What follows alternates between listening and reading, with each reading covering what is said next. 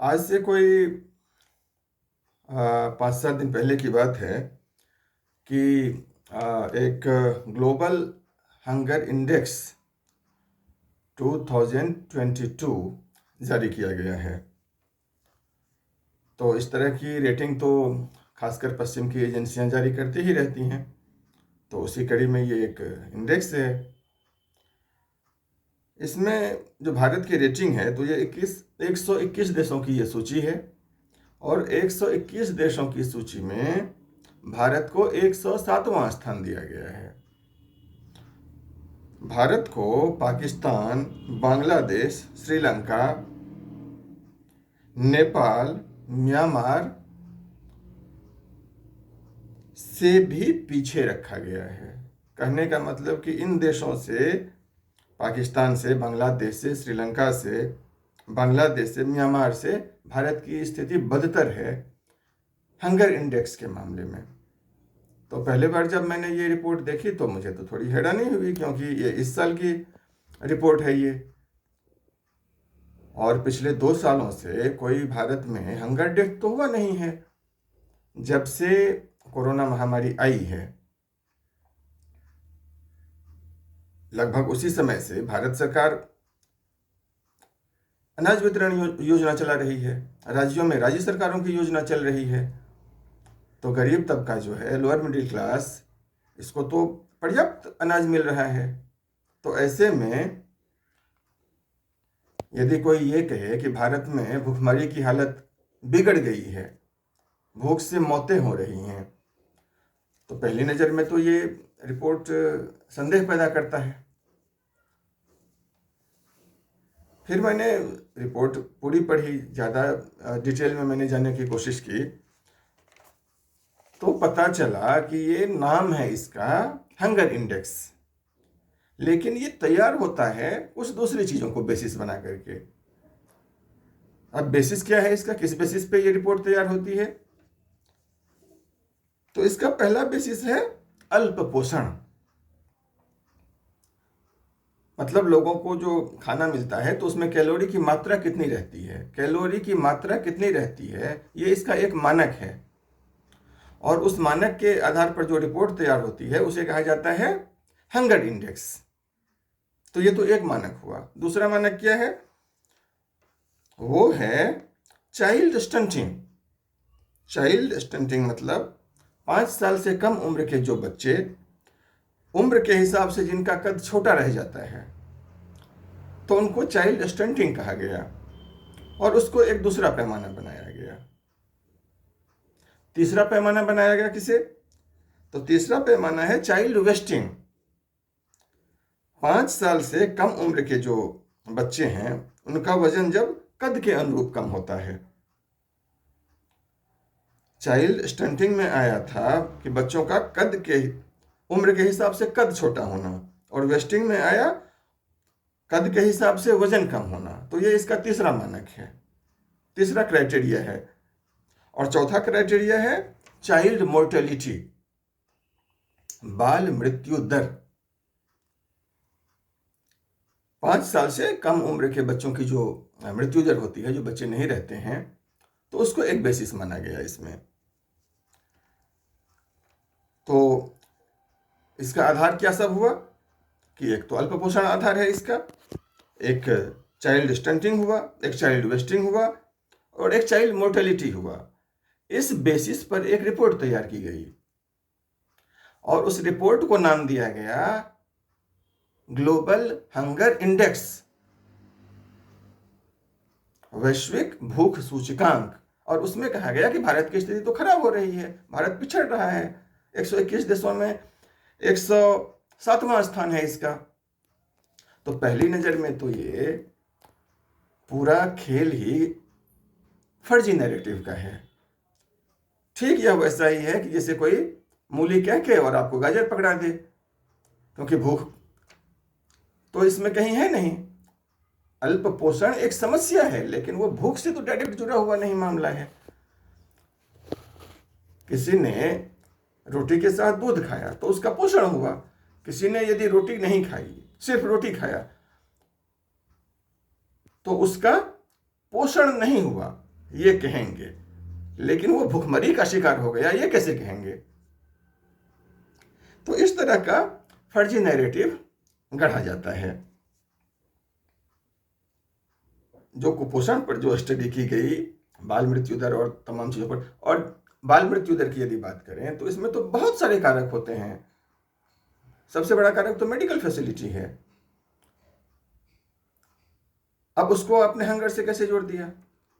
लेकिन पश्चिमी एजेंसियां ये काम करती हैं, और भारत में जो लोग गलत नैरेटिव चलाने का खेल खेल रहे हैं पिछले लगभग 75 सालों से, तो वो एजेंसियां किस तरह काम करती हैं और भारत में इकोसिस्टम किस तरह से काम करता है, उसका एक बहुत ही शानदार उदाहरण है ये।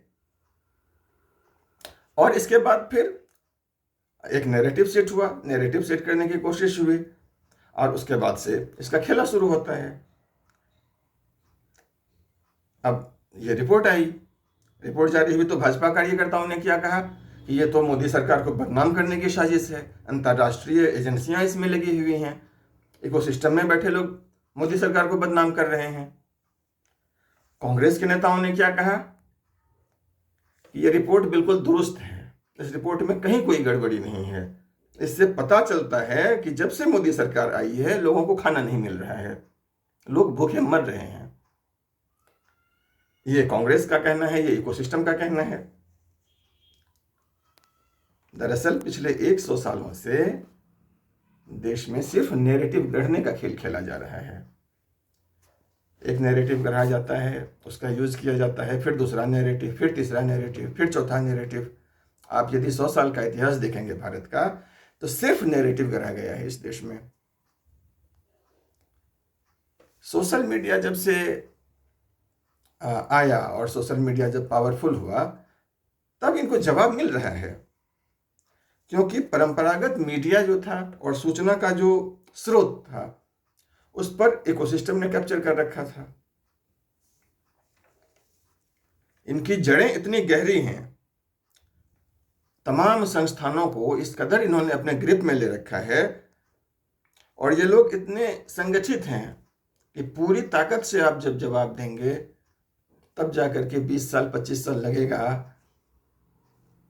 तब जाकर के ये लड़ाई बराबरी पर आएगी। इकोसिस्टम में बैठे लोग सिर्फ नैरेटिव गढ़ते हैं, और नैरेटिव गढ़ के तमाम राजनीतिक मामलों को प्रभावित किया जाता है, चुनावों को प्रभावित किया जाता है, अकादमी में होने वाले अध्ययनों को प्रभावित किया जाता है, और मीडिया के बारे में, खासकर अंग्रेजी मीडिया के बारे में तो कुछ कहना ही बेकार है। अब देखिए नैरेटिव को किस तरह से गढ़ा जाता है और फिर किस तरह उसका यूज किया जाता है अपने वेस्टेड इंटरेस्ट के लिए। कि मान लीजिए गेहूं मार्केट में 2 रुपये किलो, 2 रुपये उसकी कीमत बढ़ गई, तो फिर एक नैरेटिव गढ़ने के लिए लोग आ जाते हैं, जो एजेंडा चलाने वाले पत्रकार हैं और जो अकादमी में बैठे हुए उनके लोग हैं, तुरंत कहना शुरू कर देते हैं गरीब अब क्या खाएगा, गरीब अब कैसे रहेगा, गरीब अब कहाँ जाएगा, इसीलिए जनता को इस सरकार को हटा देना चाहिए। पेट्रोल की कीमत 1 रुपये ज़्यादा होती है, नैरेटिव सेट किया जाता है कि अब महंगाई बहुत बढ़ जाएगी, सरकार को बदल देना चाहिए जनता को। अब जिस श्रीलंका को कहा गया है इस रिपोर्ट में कि श्रीलंका की स्थिति भारत से बेहतर है, वहाँ पर अभी हाल में 450 रुपये 500 रुपये लीटर पेट्रोल और डीजल बिका है, तो वहाँ महंगाई नहीं बढ़ी।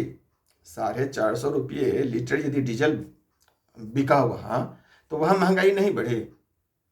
वहाँ तो ये हालत हुआ, ये स्थिति आ गई कि सरकार को हटना पड़ा। राजपक्षे परिवार का पिछले लगभग 10 सालों से कब्जा था श्रीलंका की राजनीति पर, उन लोगों को हटना पड़ा, इतना जन आक्रोश था। तो उस महंगाई का कोई असर नहीं पड़ा हंगर इंडेक्स पे। और भारत ने, जिसने कि विभिन्न जन कल्याण योजनाओं के जरिए आंगनबाड़ी से कार्यक्रम चलाए जाते हैं, और प्रधानमंत्री अन्न योजना चल रही है, राज्य सरकारों की योजना चल रही है, तो भारत में स्थिति लगातार बिगड़ती गई। ये कैसा नैरेटिव है? ये नैरेटिव करने वाले देखिए किस कदर खेल खेलते हैं। अभी लगभग साल भर या 6-7 महीने पहले की बात होगी कि काशी विश्वनाथ कॉरिडोर का निर्माण किया जा रहा था।